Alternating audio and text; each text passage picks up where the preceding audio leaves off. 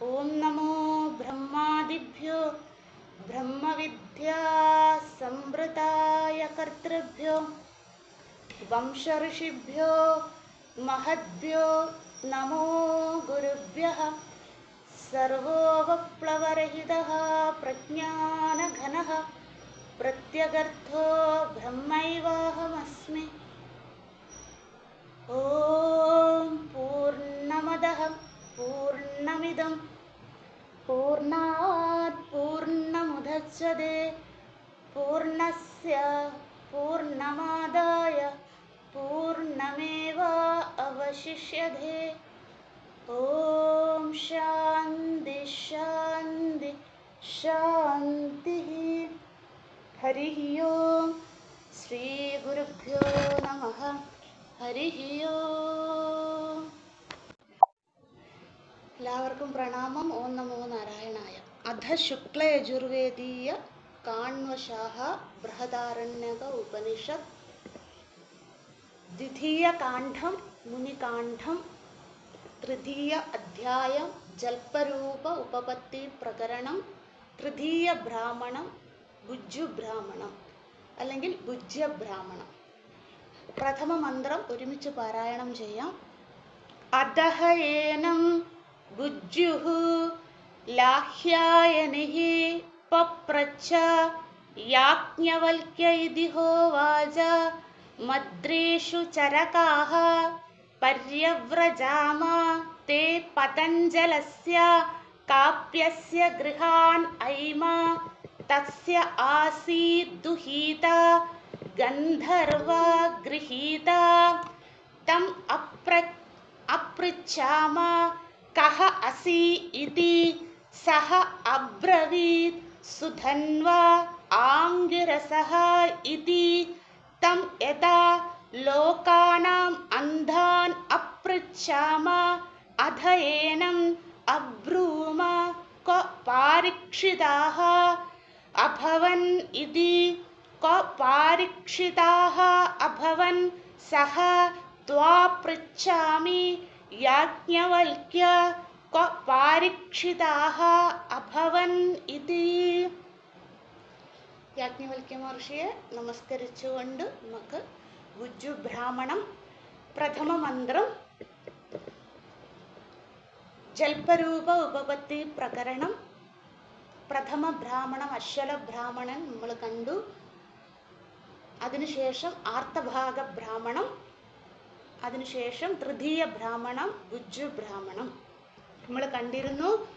ബ്രാഹ്മണം 1 മുതൽ 3 വരെ ആർത്തഭാഗൻ, അശ്വലൻ, ഭുജ്ജു എന്ന 3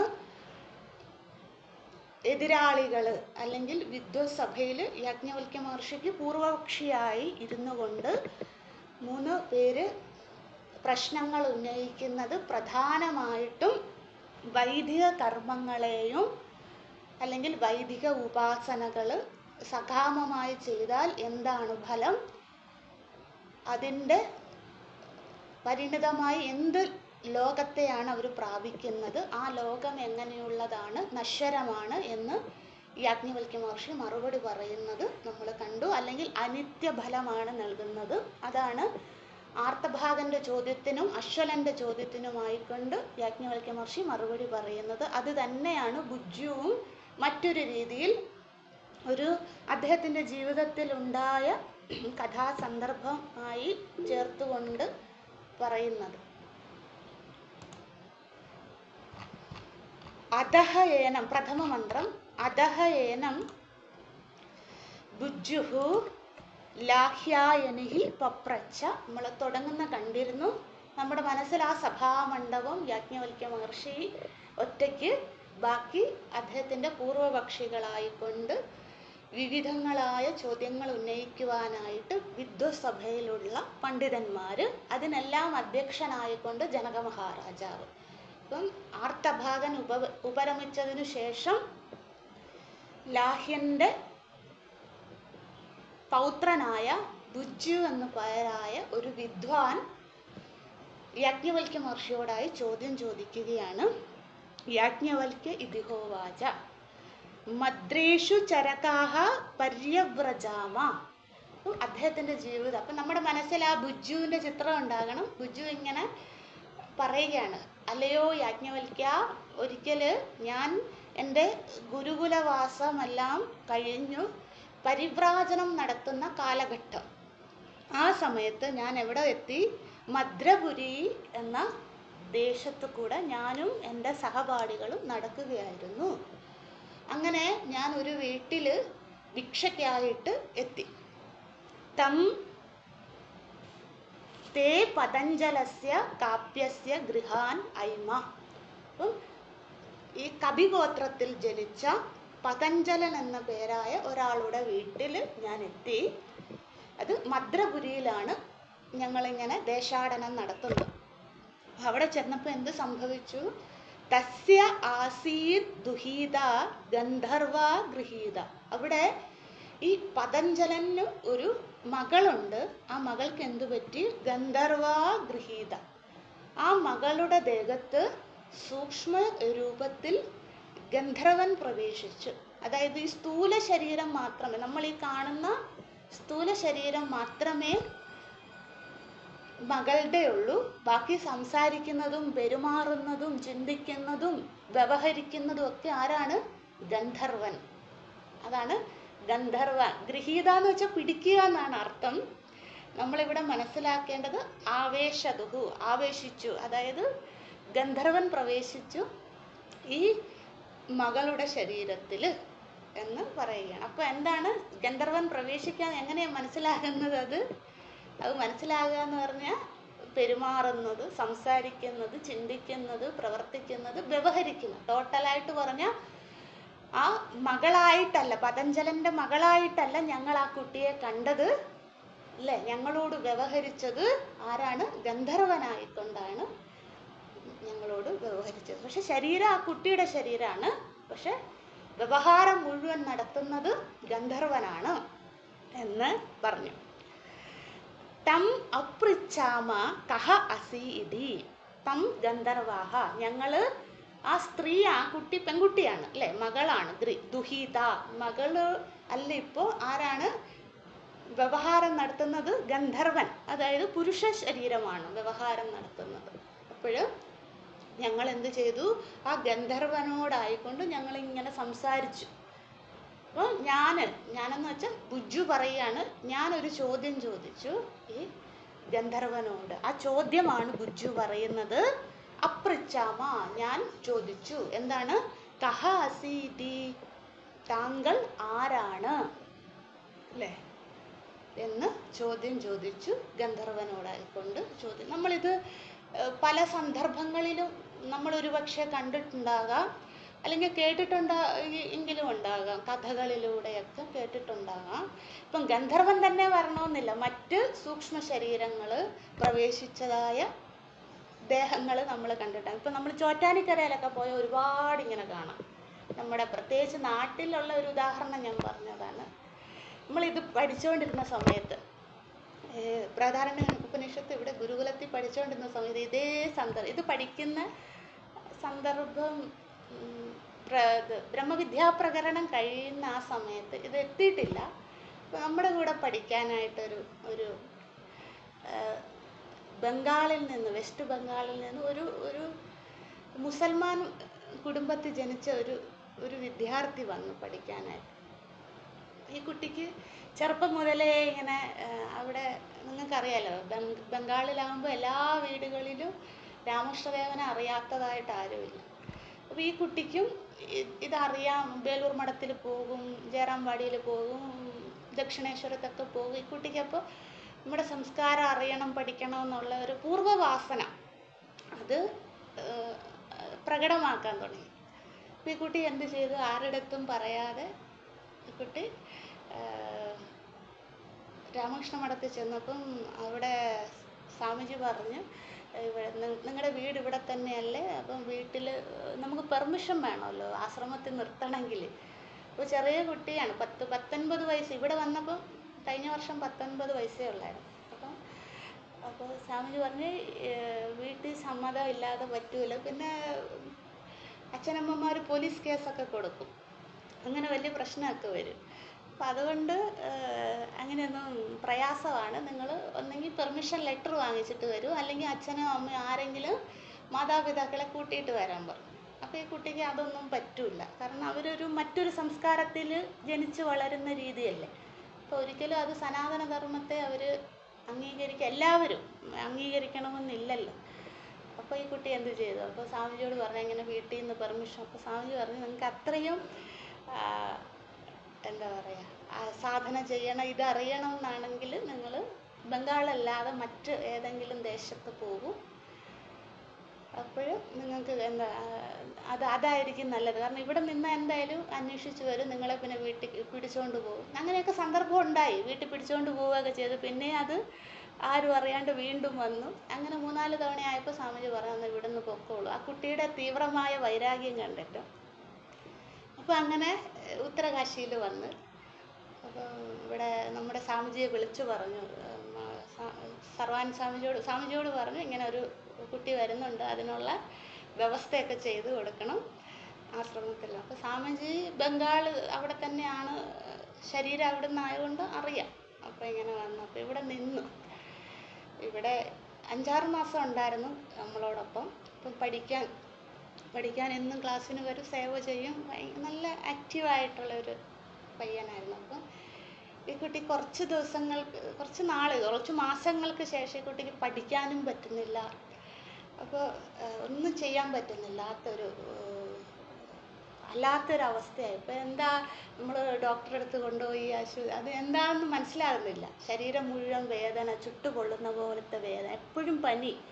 നമ്മൾ കഴിഞ്ഞ ഡിസംബറിലൊക്കെ ഇവിടെ -ഡിഗ്രിയാണ്. അപ്പോൾ പോലും ഈ കുട്ടിയുടെ ശരീരം ഇങ്ങനെ ചുട്ടുപൊള്ളുകയാണ്. അത്രയും നമുക്ക് പോയി അടുത്ത് നിന്നാൽ മനസ്സിലാകും. മരുന്ന് കഴിച്ചിട്ടൊന്നും മാറുന്നില്ല. അപ്പോൾ സ്വാമിജിക്ക് മനസ്സിലായി ഇത് മരുന്നിൻ്റെ ഒന്നുമല്ല, വേറെ എന്തോ ഒരു സൂക്ഷ്മമായ എന്തോ ഒരു ശരീരത്ത് അതിനുണ്ടായതാണെന്ന്. അപ്പം മറ്റൊരു സ്വാമിജിയുണ്ട്. നമ്മുടെ തന്നെ 3 ആചാര്യന്മാരാണ് ഇവിടെ ഉള്ളത്. അതിൽ ഒരു ആചാര്യൻ കന്യാകുമാരിയിൽ നിന്നാണ്. അദ്ദേഹത്തിൻ്റെ പൂർവികരൊക്കെ തന്ത്ര കുടുംബത്തിൽ ജനിച്ച. അപ്പോൾ അദ്ദേഹത്തിന് കുറച്ച് താന്ത്രികമായ കാര്യങ്ങളൊക്കെ അറിയാം. അപ്പോൾ എന്ത് സംഭവിച്ചു? അപ്പോൾ സ്വാമിജി പറഞ്ഞു നമുക്കിങ്ങനെ എന്താ പ്രശ്നമൊന്നും മനസ്സിലാകുന്നില്ലല്ലോ, അപ്പോൾ ഇങ്ങനെ പോവല്ലേ. അപ്പം നമുക്കിതൊന്ന് ജ്യോതിശാസ്ത്രം പഠിക്കുന്നുണ്ട് നമ്മൾ. അപ്പോൾ അതൊക്കെ വെച്ച് നോക്കി നമുക്ക് എന്താ ഈ കുട്ടിയുടെ പ്രശ്നം. കുട്ടിക്കാണെങ്കിൽ ഭയങ്കര വിഷമം, പഠിക്കാൻ പറ്റുന്നില്ല, സാധന ചെയ്യാൻ പറ്റുന്നില്ല. അപ്പോൾ സ്വാമിജി ഇങ്ങനെ നോക്കിയപ്പോൾ പറഞ്ഞു ഇവരുടെ പൂർവാശ്രമത്തിൽ ഈ കുട്ടിയുടെ വീട്ടിലുള്ളവർ ഈ കുട്ടി തിരിച്ചു വരാനായിട്ട് ആശ്രമത്തിൽ നിന്ന് നമ്മുടെ ഇത് ഉപേക്ഷിച്ച് തിരിച്ചു വരാനായിട്ട് എന്തൊക്കെയോ താന്ത്രികമായ ക്രിയകളും ശുദ്ധമായ കർമ്മങ്ങളൊക്കെ ചെയ്തിട്ട് ഈ കുട്ടീനെ മനസ്സ് മാറ്റി. കാരണം ശരീരം അവിടെ ഇല്ലല്ലോ, അപ്പോൾ ശരീരത്തിന് അവർക്കൊന്നും ചെയ്യാൻ പറ്റില്ല. അപ്പോൾ ഈ കുട്ടിക്ക് എന്ത് ചെയ്തു? തിരിച്ചു വരാനായിട്ടുള്ള വളരെ നീചമായ ക്ഷുദ്രകർമ്മങ്ങൾ ചെയ്തു. അപ്പോൾ അതിൻ്റെ പ്രതിഫലനമായിട്ട് ഈ കുട്ടിയുടെ ശരീരം എന്ന് വെച്ചാൽ ഈ സ്ഥൂല ശരീരം ഇത് തന്നെയാണ്, പക്ഷെ പെരുമാറുന്നതോ ഈ കുട്ടിയുടെ നിയന്ത്രണത്തിൽ നിന്ന് ഇതിൻ്റെ മനസ്സും പ്രവൃത്തിയും എല്ലാം പോയി. ഇനി സംസാരിക്കാൻ പറ്റുന്നില്ല, ഇതിന് ഭക്ഷണം കഴിക്കാൻ പറ്റുന്നില്ല, അങ്ങനെ മറ്റൊരാൾ തന്നെ ആയി മാറുകയാണ്. അപ്പം നമുക്ക് മനസ്സിലായി, ഏതായാലും എല്ലാവർക്കും മനസ്സിലായി ഇതിങ്ങനെ ഇതൊരു പ്രശ്നമാണ്. അപ്പോൾ സ്വാമിജി തന്നെ അവസാനം പറഞ്ഞു മോനെ നീ ഇവിടെ നിന്നിട്ട് കാര്യമില്ല, തിരിച്ചു പോകുന്നതാണ് നല്ലത്. അല്ലെങ്കിൽ എന്താണ് നിനക്ക് തന്നെ അത് ബുദ്ധിമുട്ടാകും. കാരണം സാധന ചെയ്യാനും പറ്റൂല, പഠിക്കാനും പറ്റൂല, അതൊന്നും വേണ്ട, പഠനം വേണ്ട, സാധന വേണ്ട, ഒന്നും വേണ്ട. സാധാരണ ഒരു മനുഷ്യനെ പോലെ ഭക്ഷണം കഴിക്കാനോ വ്യവഹരിക്കാനോ ഒന്നും പറ്റാതെ ഒരവസ്ഥയാകും. അപ്പം ഇത്രയും ചെറുപ്പമല്ലേ, അപ്പോൾ നീ പ്രയാസമാണ്, ഇവിടെ നിൽക്കുവാൻ അനുവദിക്കുന്നില്ല എന്ന്. അപ്പം നീ തിരിച്ചു മാതാപിതാക്കളുടെ അടുത്ത് പോയി ഒന്നെങ്കിൽ അവരെ പറഞ്ഞ് മനസ്സിലാക്കുക, ഇതാണ് എൻ്റെ മാർഗമെന്ന് പറഞ്ഞ് മനസ്സിലാക്കുക. ഇല്ലെങ്കിൽ ഈ പ്രവൃത്തി അവരെ അതിൽ നിന്നും പിന്മാറ്റുക എന്നവരെ. കാരണം നിനക്ക് തന്നെയാണ് ദോഷം വരുന്നത് എന്ന് അങ്ങനെ പറഞ്ഞ് അപ്പോൾ ഈ കുട്ടി എന്ത് ചെയ്താൽ പോകുന്നില്ല, അത്രയും ഒരു തീവ്ര വൈരാഗ്യം കൊണ്ട് വന്ന ആളാണ്. അപ്പോൾ എന്ത് ചെയ്യാൻ പോകുന്നില്ല. അപ്പോൾ എന്ത് ചെയ്തു, വേറെ സ്വാമിമാരും രണ്ട് മൂന്ന് പേരും ബ്രഹ്മയാജികളും എല്ലാവരുമായിട്ട് ഈ കുട്ടിയെ കൊണ്ട് ഇവർ തന്നെ വീട്ടിൽ കൊണ്ടുപോയി. അപ്പോൾ ഇവരുടെ അച്ഛനമ്മമാർ വലിയ വാളും പരിചയമൊക്കെ ആയിട്ട് ഇവരെ ഉപദ്രവിക്കാനായിട്ട് വരികയാണ്. അപ്പോൾ സ്വാമിമാർ പറഞ്ഞ്, അപ്പോൾ ഈ ബംഗാള ഭാഷ അറിയാവുന്നവരും കൂടെ പോയി, കാരണം അവരെ പറഞ്ഞ് മനസ്സിലാക്കണമല്ലോ. അപ്പോൾ ഇവരൊന്നും പറഞ്ഞിട്ട് അവർ സമ്മതിക്കുന്നില്ല. അപ്പോൾ അവസാനം ഈ കുട്ടിക്ക് തന്നെ മനസ്സിലായി ഇത് മുന്നോട്ട് പോകുന്നത് ബുദ്ധിമുട്ടാണ്. അപ്പോൾ ആ കുട്ടി തന്നെ പറഞ്ഞു, ഞാൻ നിങ്ങളുടെ കൂടെ തന്നെ താമസിക്കാം, നിങ്ങൾ ദയവായി ഇങ്ങനെയുള്ള പ്രവർത്തികൾ ചെയ്യരുത് എന്ന് എല്ലാവരും പറഞ്ഞ് മനസ്സിലാക്കി. ആ കുട്ടി അവിടെ വീട്ടിൽ തന്നെ നിൽക്കാമെന്ന് സമ്മതിച്ചപ്പോൾ അച്ഛനമ്മമാരത് ആ പ്രവൃത്തിയിൽ നിന്നൊക്കെ മാറി. പിന്നെ ആ കുട്ടി അവിടെ ഇപ്പം 1.5 വർഷമായി ഇവിടുന്ന് പോയിട്ട്. ഇപ്പം എന്താ അതിൻ്റെ സ്ഥിതി എന്ന് ആർക്കും അറിഞ്ഞുകൂടാ, കാരണം കോണ്ടാക്ട് ചെയ്യാൻ ഒരു മാർഗവും ഇല്ല. അപ്പോൾ സ്വാമിമാരെന്ത് ചെയ്ത് അവിടെ കൊണ്ടാക്കി അവരിങ്ങ് തിരിച്ചു പോകുന്നു. അപ്പോൾ ഇടയ്ക്ക് നമ്മൾ ഭിക്ഷയ്ക്ക് പോകുമ്പോൾ ചോദിക്കും, ബ്രഹ്മചാരിയുടെ വല്ല വിവരമുണ്ടോ എന്ന് ചോദിക്കുമ്പോൾ ഇല്ല, ആർക്കും ഒന്നും അറിഞ്ഞുകൂടാ. പറഞ്ഞു വന്നതിൻ്റെ താല്പര്യം, നമ്മൾ ഇപ്പോഴത്തെ കാലഘട്ടത്തിൽ ഇത് നടക്കുന്നുണ്ട്. ഒരാളുടെ സ്ഥൂല ശരീരത്തിൽ എന്താ ചെയ്യുക, അവർക്ക് അവരുടെ ചിന്തയെയും പ്രവൃത്തിയെയും വ്യവഹാരത്തിനെയൊക്കെ മാറ്റുവാൻ സാധിക്കുന്ന കർമ്മങ്ങൾ ചെയ്താൽ അത് മാറ്റിയെടുക്കാൻ സാധിക്കുന്നതാണ്. അതുപോലെ തന്നെ നമ്മളൊന്നും ചെയ്യുകയും വേണ്ട. ഇപ്പം ഇവിടുത്തെ ഉദാഹരണം എന്താണ്? ഇവിടുത്തെ ഉദാഹരണം ഗന്ധർവൻ തനിയെ വന്ന് പ്രവേശിച്ചതാണ്. അപ്പം ഇത് യാജ്ഞവൽക്യ മഹർഷിയാണ് ഇത് പറയുന്നത്. അപ്പം അത് അദ്ദേഹം വെറുതെ പറയില്ല അല്ലേ, അദ്ദേഹം പറയുന്നത് സത്യമായിരിക്കും. ഇത് വേദം അനുശാസനമാണ്, മന്ത്രങ്ങൾ. അപ്പം അത് സത്യമാണ്.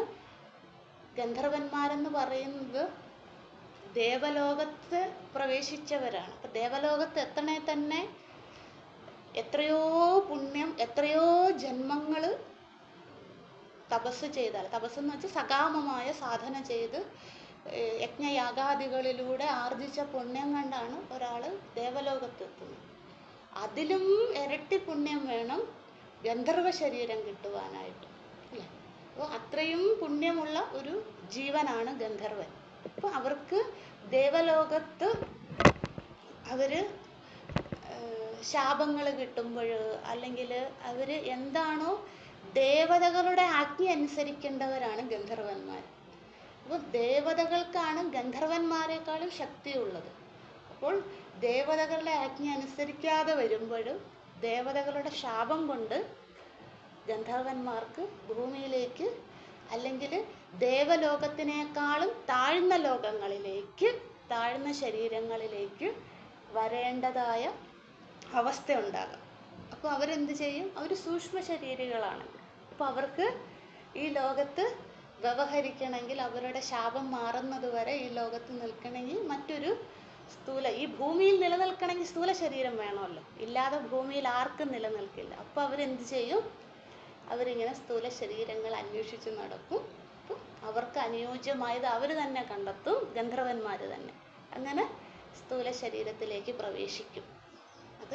നമ്മൾക്കിത് കണ്ണുകൊണ്ട് കാണാൻ പറ്റുന്നൊന്നുമല്ല, പക്ഷെ അതിങ്ങനെ നടക്കുമെന്ന് പുരാണങ്ങളിൽ, ഗരുഡ പുരാണത്തിലും ബ്രഹ്മപുരാണത്തിലൊക്കെ ഈ കഥകൾ വരുന്നുണ്ട്. അതുപോലെ തന്നെ വേദത്തിലും വരുന്നു.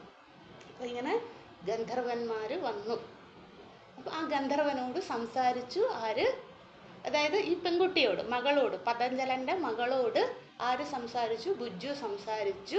നമുക്ക് മന്ത്രത്തിലേക്ക് മടങ്ങി വരാം. കഹ അസീതി, താങ്കൾ ആരാണ് എന്ന് ഈ മകളോടായിക്കൊണ്ട്, മകളുടെ സ്ഥൂല ശരീരത്തിനോടായിക്കൊണ്ട് ആര് ചോദിച്ചു?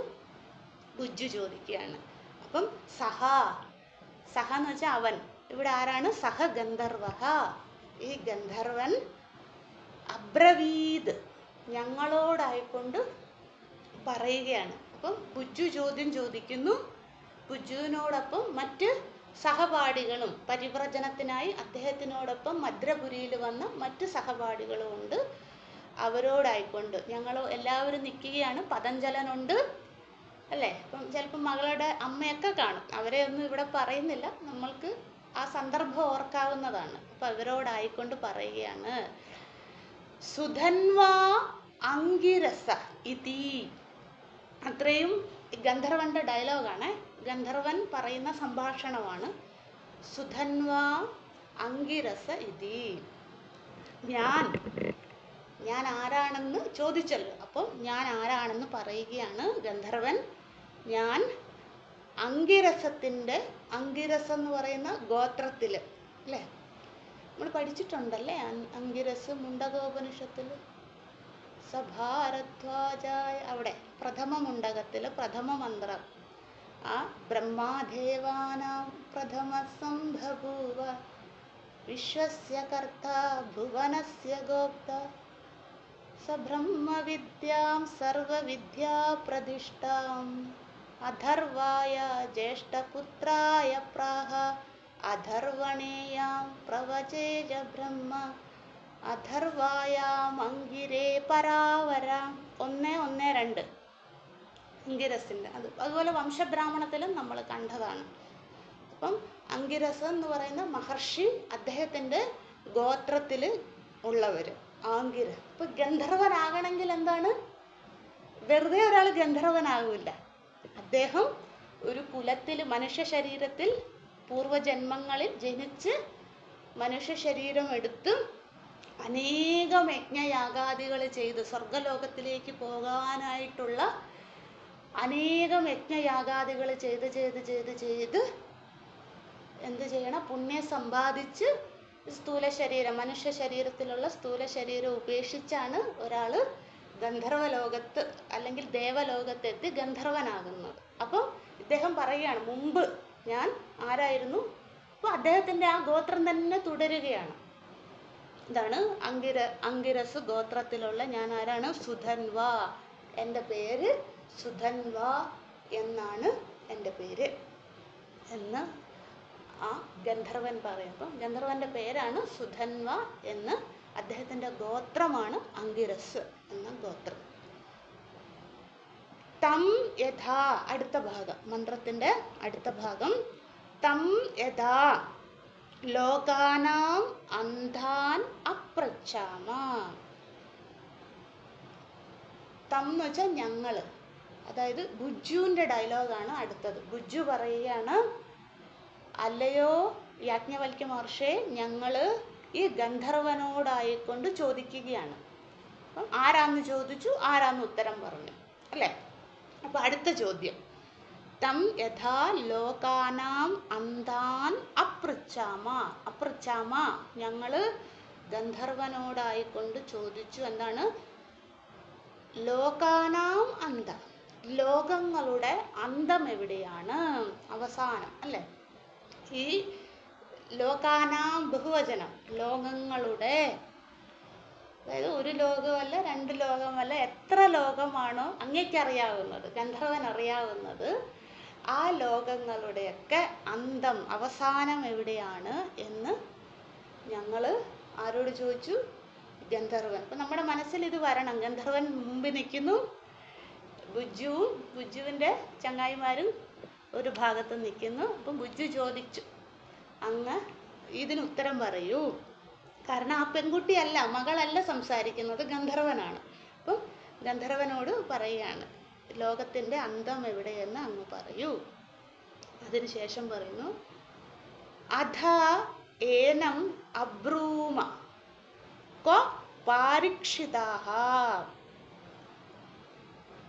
അതാന്ന് വെച്ചാൽ അതിനുശേഷം, ഏതിനുശേഷം, പ്രഥമ പ്രശ്നാനന്തരം, ഒരു ചോദ്യം ചോദിച്ചു, അതിനുശേഷം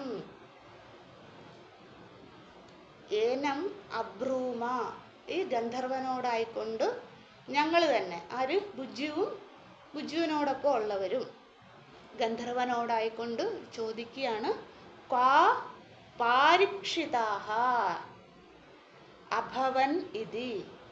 ക്വാ പാരീക്ഷിതാഹ എന്നുള്ള വാക്ക് അണ്ടർലൈൻ ചെയ്തോളൂ. പാരീക്ഷിതാഹ അഭവൻ ഇതി. പാരീക്ഷിതന്മാർ മരണശേഷം എവിടെയാണ്, അതാണ് ചോദ്യം. പാരീക്ഷിതന്മാർ ആരെന്ന് നമുക്ക് പഠിക്കാം, ജസ്റ്റ് ആ വാക്ക് മാത്രം ഇപ്പം നമുക്ക് പറഞ്ഞിട്ട് പിന്നെ പാരീക്ഷിതന്മാരിലേക്ക് പോകാം. പാരീക്ഷിതന്മാർ അവരുടെ മരണശേഷം അവർ ഏതു ലോകത്താണ് അവരുടെ ഗതി? ഒരാളുടെ പേര് വെറുതെ ഒരു ഉദാഹരണം പറയും. ഇപ്പോൾ ഒരാൾ പാരീക്ഷിതനാണെന്ന് വെച്ചാൽ അദ്ദേഹം ശരീരം ഉപേക്ഷിക്കുകയാണ്. അപ്പോൾ ആ ശരീരം ഉപേക്ഷിച്ചതിന് ശേഷം ഏത് ലോകത്തേക്കാണ് അടുത്തതായി അവർ പോകുന്നത്? അതാണ് ബുജ്ജു ഗന്ധർവനോട് ചോദിച്ചത്. ഇനി പാരീക്ഷിതൻ ആരാന്ന് എഴുതിക്കോളൂ. പാരീക്ഷിതൻ എന്ന വാക്കിൻ്റെ അർത്ഥം നമ്മൾ പരീക്ഷിതെന്ന് കേട്ടിട്ടുണ്ടാവും അല്ലേ? പരീക്ഷിത് അഭിമന്യുവിൻ്റെയും ഉത്തരയുടെയും മകൻ അല്ലെ, അർജുനന്റെ പൗത്രൻ. ഭഗവാൻ കൃഷ്ണൻ ഇട്ട പേരാണ് അല്ലേ പരീക്ഷിത്. ആ പരീക്ഷിതേ അല്ല ഇവിടെ. പാരീക്ഷിത് എന്ന വാക്കിൻ്റെ അർത്ഥം പരിതഃ പരിതഃ പരിതഃ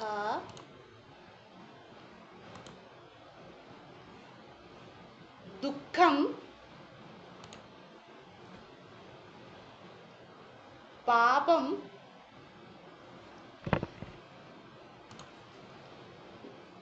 പരിതഃ താ കഴിഞ്ഞ് വിസർഗമുണ്ട്, അതാണ് പരിതഃ എന്ന് വായിക്കുന്നത്. പരിതഃ ദുഃഖം പാപം ക്ഷീയഃ ക്ഷീയഃ ക്ഷീയം ക്ഷീയഃ ക്ഷീയഃ യഹ യാ കഴിഞ്ഞ് വിസർഗം ക്ഷീയഃ. ക്ഷീണേന്നൊക്കെ എഴുതൂലേ നമ്മൾ, ക്ഷീണേ പുണ്യേ മർത്യലോകം, ആ ക്ഷായാണ് കേട്ടോ. കായും ക്ഷായും കൂടെയുള്ള ക്ഷീണഃ ക്ഷീയഃ. പരിതഃ ദുഃഖം പാപം ക്ഷീയഃ ഇതി പാരീക്ഷിതാഃ ഇതി പാരീക്ഷിതാഃ. പരിതഃ ദുഃഖം പാപം ക്ഷീയഃ ഇതി പാരീക്ഷിതാഃ.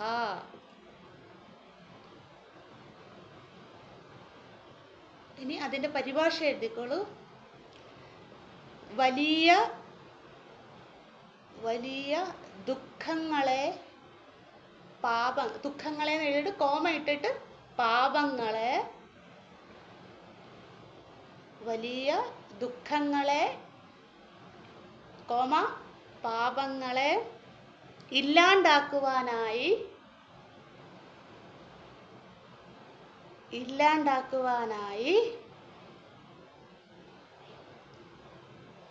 വേദം നിർദ്ദേശിക്കുന്ന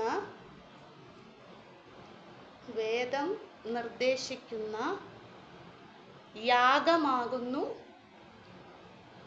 പരീക്ഷിത് യാഗം.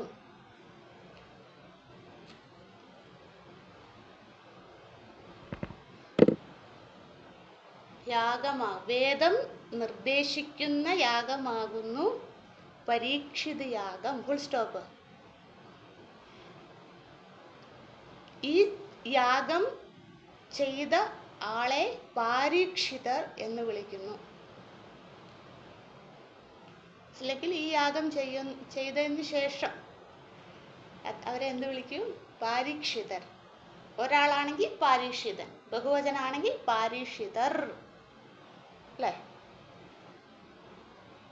മനസ്സിലാകുന്നുണ്ടോന്ന്? സംശയമുണ്ടോ ചോദിക്കുക. വലിയ ദുഃഖങ്ങളെ പാപങ്ങളെ ഇല്ലാണ്ടാക്കുവാനായി വേദം നിർദ്ദേശിക്കുന്ന യാഗമാകുന്നു പാരീക്ഷിത് യാഗം. ഈ യാഗം ചെയ്യുന്ന ആള് എന്ത് വിളിക്കുന്നു? പാരീക്ഷിതർ എന്ന് വിളിക്കുന്നു. നമ്മൾ ഈ ജന്മങ്ങളിലോ പൂർവജന്മങ്ങളിലോ ബ്രഹ്മഹത്യ പോലെയുള്ള വലിയ ഘോരമായ പാപം ചെയ്തെന്ന് വെച്ചു. അപ്പം അതിൻ്റെ പരിണിത ഫലമായിട്ട് ഞാൻ എന്ത് ചെയ്യുന്നു? ഈ ജന്മം എനിക്ക് ദുഃഖമാണ് ഫലം. അല്ലെ, നമ്മൾ പഠിച്ചിട്ടുണ്ട് പൂർവജന്മകൃതം പാപം വ്യാധിരൂപേണ ജായത്തെ. അല്ലേ, നമ്മൾ പൂർവജന്മത്തിൽ അറിയാണ്ടോ അറിഞ്ഞോ ചെയ്തിട്ടുള്ള പാപങ്ങളുടെ ഫലമായിട്ട് ഈ ജന്മം എനിക്ക് ദുഃഖ ശരീരമാണ്. അല്ലേ, അത് വ്യാധികളിലൂടെ, അല്ലേ, ശരീര ദുഃഖം മനദുഃഖം ഇത്യാദികളിലൂടെ ആണെങ്കിൽ ഇപ്പോൾ വേദം പറയുകയാണ്, നിങ്ങൾ വിഷമിച്ചിരിക്കണ്ട, നമുക്കിതൊക്കെ മാറ്റാനായിട്ടുള്ള പോംവഴി, ധർമ്മത്തിലൂടെ എങ്ങനെ പാപത്തെ ദുഃഖത്തെ ഇല്ലാണ്ടാക്കാം എന്നുള്ള പോംവഴി വേദത്തിൽ പറഞ്ഞിട്ടുണ്ട് അല്ലേ? വേദം നിർദ്ദേശിക്കുന്നുണ്ട്. ആരെയും ഇവര് പാപിയാണെന്നും പറഞ്ഞ്, അതാണ് നമ്മുടെ സനാതന ധർമ്മത്തിന്റെ പ്രത്യേകത, ഇവര് പാപിയാണെന്നും പറഞ്ഞ് മാറ്റി നിർത്തുന്നില്ല. അവരെയും ചേർത്ത് പിടിച്ചുകൊണ്ട് എന്ത് ചെയ്യും? ആ പാപം മാറ്റുവാനായിട്ടുള്ള സഹായം വേദം നൽകും. എങ്ങനെ? നിങ്ങൾ യജ്ഞയാഗാദികൾ ചെയ്യൂ, അതിലൂടെ എന്താണ് നമുക്ക് പാപത്തെ ദുഃഖത്തെ ഇല്ലാണ്ടാക്കാം, അതിലൂടെ നമുക്ക് പുണ്യമാർജിക്കാൻ സാധിക്കും അല്ലെ? യജ്ഞയാഗാദികളുടെ മുഖ്യ ഫലം എന്താണ്? പുണ്യം കിട്ടുക. അപ്പം പുണ്യം ഒരുപാട് ക്രെഡിറ്റ് ആയ നമുക്ക് ഓട്ടോമാറ്റിക്കലി എന്ത് ചെയ്യും? പാപം കുറഞ്ഞു കുറഞ്ഞു വരുമല്ലോ അല്ലേ? അപ്പം അതാണ് പറയുന്നത്. അപ്പം ആ യാഗത്തിന്റെ പേരാണ്. അപ്പം ഇവിടെ ഏത് വേദമെന്ന് പറയുന്നില്ല. ഋഗ്യജു സാമ അഥർവണ വേദങ്ങളിലെല്ലാം ഈ പാരീക്ഷിത യാഗം പറയുന്നുണ്ട്. നമ്മൾ കേട്ടിട്ടില്ല അശ്വമേധയാഗം, നമുക്കൊക്കെ പരിചയമുള്ളത് സോമയാഗം, അതിൻ്റെയൊക്കെ ഉദാഹരണങ്ങൾ നമ്മൾ കണ്ടില്ലേ അല്ലേ? അങ്ങനെയുള്ള യാഗങ്ങൾ, വിശ്വജിത്ത് യാഗം നമ്മൾ കഠോപനിഷത്തിൽ പഠിച്ചു അല്ലേ? നചികേതസിന്റെ അച്ഛൻ ചെയ്ത യാഗം വിശ്വജിത്ത് യാഗം. അപ്പം അതുപോലെയുള്ള യാഗമാണ് എന്ത്? പാരീക്ഷിത് എന്ന പേരായ യാഗം. അപ്പൊ ഈ യാഗം ചെയ്താൽ അവർക്ക് കിട്ടുന്ന അംഗീകാരമാണ് അല്ലേ? അല്ലെങ്കിൽ അവർക്ക് കിട്ടുന്ന ഒരു നാമമാണ്, ശ്രേഷ്ഠതയാണ്, ഒരു പദവിയാണ്. എന്താണ്? അവരെ പിന്നീട് എന്താ വിളിക്കുന്നത്? പാരീക്ഷിതർ. അതാണ് പാരീക്ഷിത് എന്ന വാക്കിന്റെ അർത്ഥം. ഒന്നുകൂടെ പറയാം. പരിതഃ ദുഃഖം പാപം ക്ഷീയഃ ഇതി പാരീക്ഷിതഃ. അതായത് ഇപ്പം ഇനി നമുക്ക് മന്ത്രത്തിലേക്ക് മടങ്ങി വരാം. അധയേനം അബ്രൂമ ക പാരീക്ഷിതാഃ അഭവൻ ഇതി. അതായത് ഈ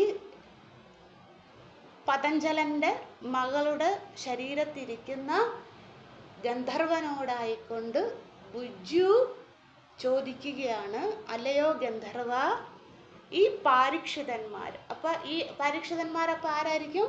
ഈ യാഗമെല്ലാം ചെയ്ത് അവരുടെ ദുഃഖങ്ങളും പാപങ്ങളും ഒക്കെ പോക്കി പരീക്ഷിത യാഗത്തിലൂടെ അപ്പൊ പോക്കി ദുഃഖം എല്ലാം മാറി. പക്ഷെ ഒരിക്കൽ ശരീരം ഉപേക്ഷിക്കണ്ടേ?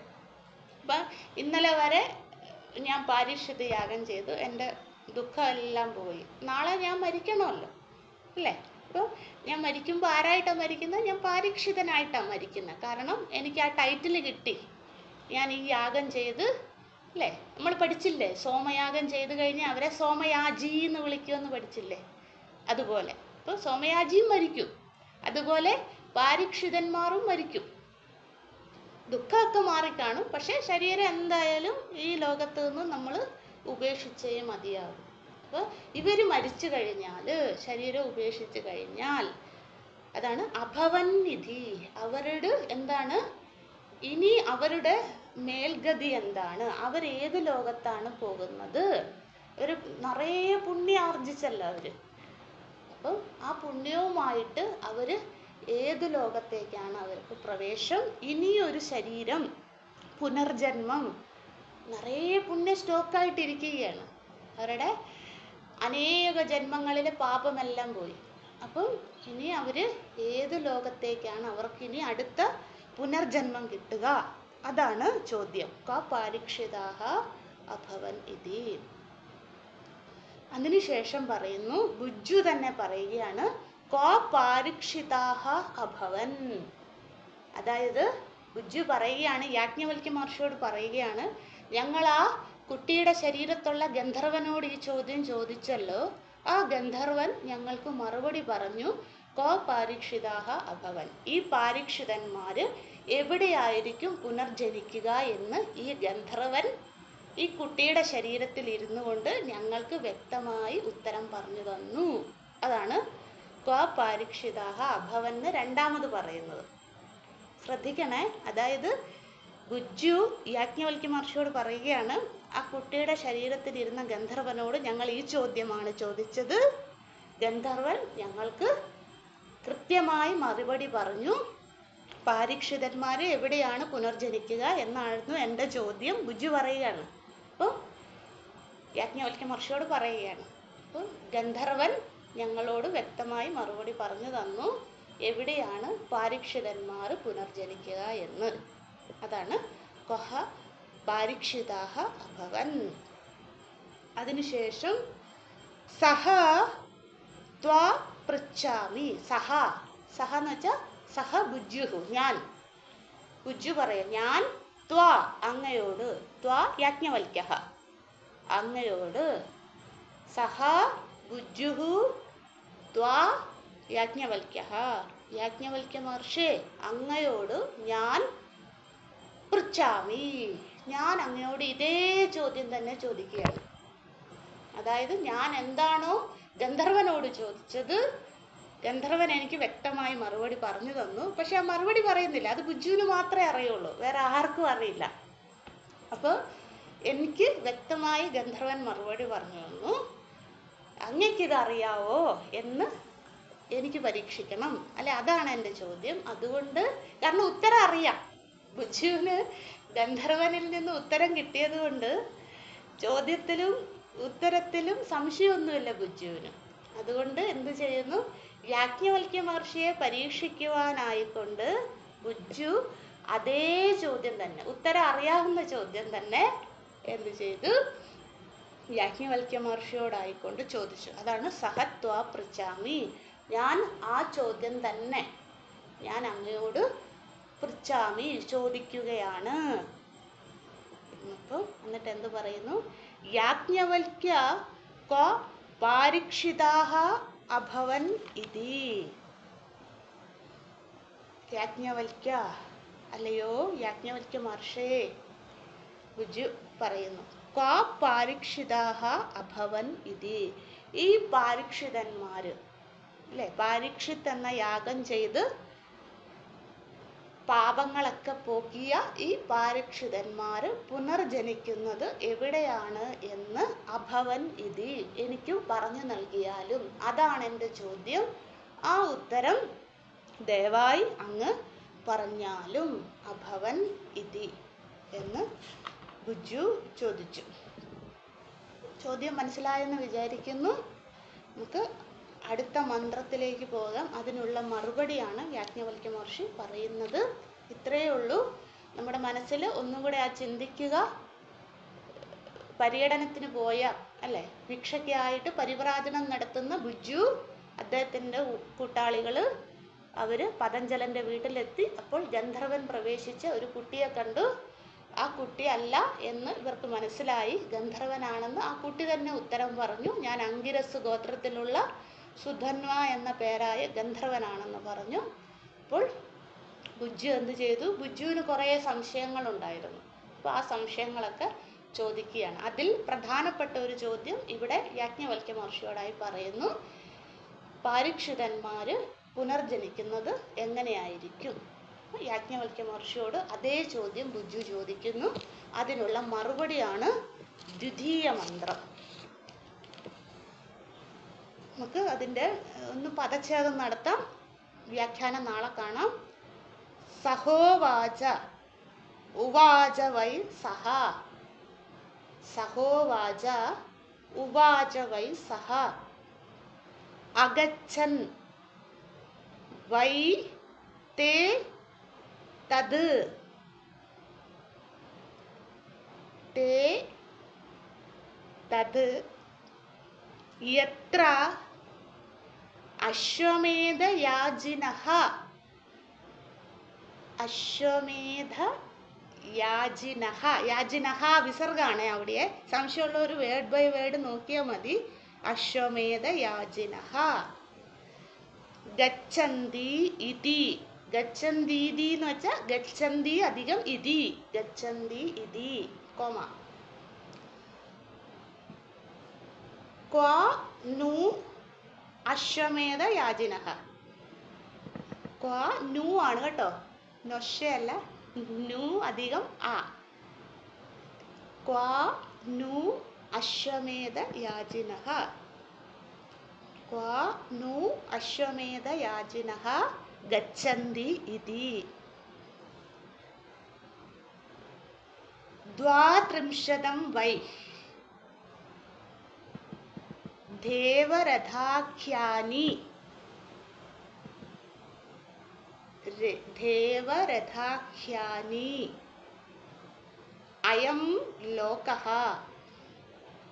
ദ്വാത്രിംശതം വൈ ദേവരഥാഖ്യാനി അയം ലോകഃ തം സമന്തം പൃഥിവീ ദിംസ്താവത് പര്യേതി താം സമന്തം പൃഥിവീം ദിംസ്താവത് സമുദ്രഃ പര്യേതി താം സമന്തം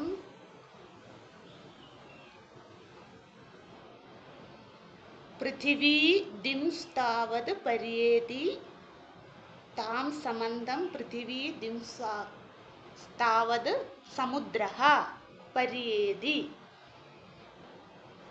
തദ്ധ്യാവതി ശുരസ്യ ധാരാ യാവത് വാ യാവത് അധികം വാ യാവദ്വാ യാവത് അധികം വാ യാവത് വാ മക്ഷികായാഃ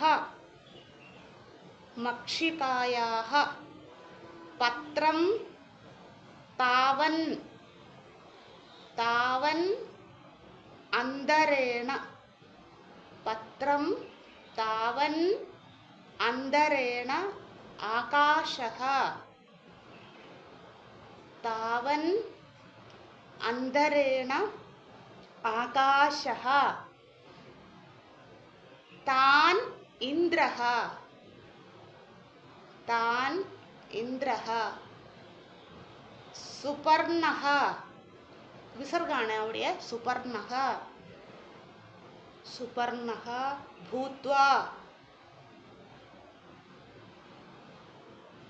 വായവേ പ്രായച്ഛത് വായവേ പ്രായച്ഛത്. അത് കഴിഞ്ഞ് ഈ മലയാളം പുസ്തകത്തിൽ വിരാമമാണ്, ഫുൾ സ്റ്റോപ്പാണ്. അത് മാറ്റി കോമയാക്കുക. അവിടെ ഫുൾ സ്റ്റോപ്പ് ഇല്ല. പ്രായച്ഛത് കോമ.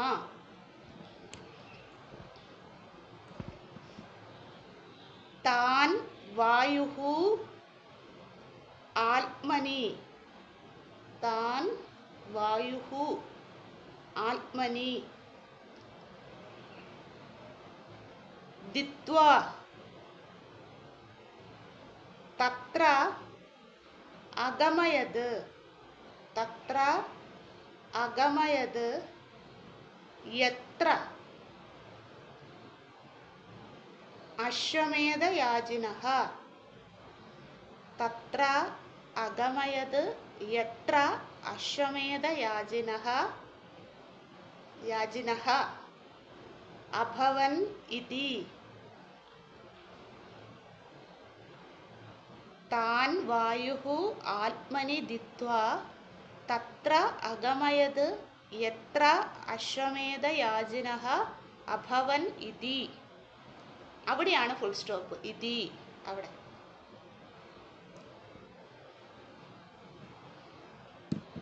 ഏവം ഇവ ഏവം ഇവ വൈ സഹ ഏവം ഇവ വൈ സഹ വായും ഏവ പ്രശംസഃ.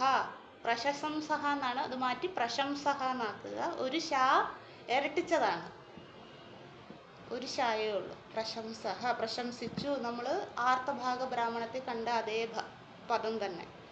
പ്രശംസഃ. തസ്മാത് വായുരേവ വെഷ്ടിഃ തസ്മാത് വായുരേവ വെഷ്ടിഃ വായുഃ സമഷ്ടിഃ. അപ പുനഃ റകാരം മാറ്റി വിസർഗാക്കുക. അപ പുനഃ മൃത്യും ജയതി മൃത്യും ജയതി. യ ഏവം വേദ തതോഹ ഭുജ്യുഹു, അവിടെയും റകാരം മാറ്റി വിസർഗാക്കുക. ഭുജ്യുഹു, തതോഹ ഭുജ്യുഹു ലാഹ്യായനി ഉപരരാമ. തതോഹ ഭുജ്യുഹു ലാഹ്യായനി ഉപരരാമ. നമുക്ക് നാളെ ഒന്നും കൂടെ പദച്ഛേദം നടത്താം, എന്നിട്ട് പാരായണം ചെയ്യാം. ഓം നമോ ബ്രഹ്മാദിഭ്യോ ബ്രഹ്മവിദ്യാ സംവൃതായ കർത്തൃഭ്യോ വംശഋഷിഭ്യോ മഹദ്ഭ്യോ നമോ ഗുരുഭ്യഃ. സർവോപപ്ലവരഹിതഃ പ്രജ്ഞാനഘനഃ പ്രത്യഗർത്ഥോ ബ്രഹ്മൈവാഹമസ്മി. ഓം പൂർണ്ണമദഃ പൂർണ്ണമിദം പൂർണ്ണാത് പൂർണ്ണമുദച്യതേ പൂർണ്ണസ്യ പൂർണ്ണമാദായ പൂർണ്ണമേവാവശിഷ്യതേ. ഓം ശാന്തി ശാന്തി ശാന്തി. ഹരി ഓം. ശ്രീ ഗുരുഭ്യോ നമഃ. ഹരി ഓം.